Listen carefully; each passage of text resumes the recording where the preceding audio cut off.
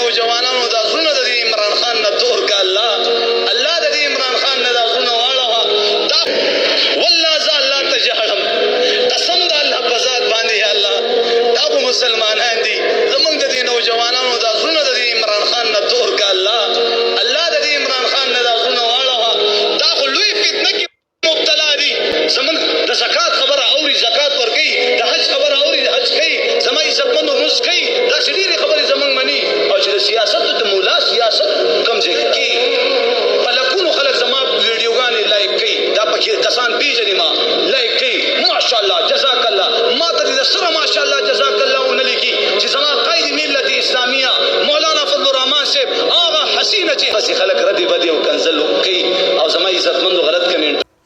سلامونه ملګرو، ریاض احمد ستار ما د نور کله پشان زنه پوهیږم چې دا زه څه اورم پته نه لګي چې دا زه څه اورم.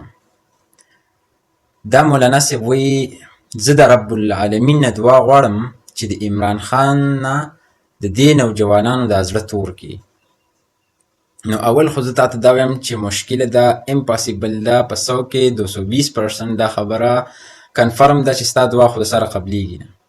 دا ته زه شور ویم، قسم په خدای چې ستا دعا نه قبلیږي. ځکه چې ته کومه خبره کوې که نه، نو په دې خبره ته هم پوهېږي، زه هم پوهېږم او بل هم پوهېږي. جاء الحق وزهق الباطل. په دې خبره باندې هر کس پوهېږي چې حق همیشه غالب وي. صحیح شو؟ او اکثریت به د حق وي. نو په کومه انټرنیشنل سروې چې کومه شوې ده د هغې مطابق عمران خان 91% مقبول ترین لیډر دی. زه دلته کې د یو لیډر خبره نه کوم، صحیح ده؟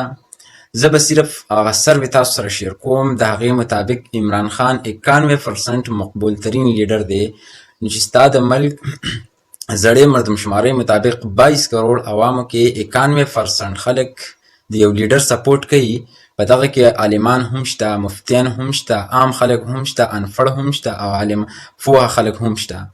نو ته اوس وایه چې په 22 کروڑ کې 91% خلک د یو لیډر سپورټ کوي، نو دا به فتنه کېدی شي.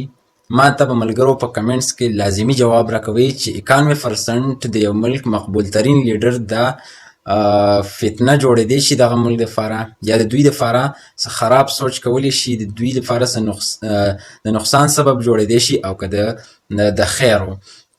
ځکه چې زما چې څونه علم دی نو بلکل دا یو مقبول ترین لیډر دی او وي به په UN کې کوم خطاب چې د کړی دی یا د اسلاموفوبیا یا د اسلام دپاره نور محاذونو باندې چې د کم جنگ لړاو کړی دی، نو زه د پاکستان دپاره د ټولو نه مقبول ترین لیډر دا ګڼم. او د مولانا صاحب به ورته زه ووایم ځکه چې محترم دی، چې کوم الفاظ استعمال کړي قسم په خدای که دا چېرته دونه هم قبول شي، زه ته دا په ګارنټۍ سره کوم. ځکه چې دلته کې په مولیانو په خبرو کې هم صداقت پاتې نه شو.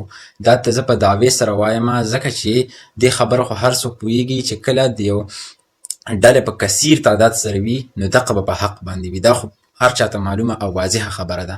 او د هر سروې مطابق د هر الیکشن مطابق عمران خان په کثرت کې دی، هغه په میجارټي کې دی. نو دا د دې خبرې واضحه ثبوت شو او دلیل شو چې عمران خان رښتونی او حقیقي لیډر دی. نو لهذا دغه الفاظ ته واپس واخله. صحیح ده؟ زه نه پوهېږم، خپل ورور ریاض احمد سټار له اجازت ورکړي. والسلام.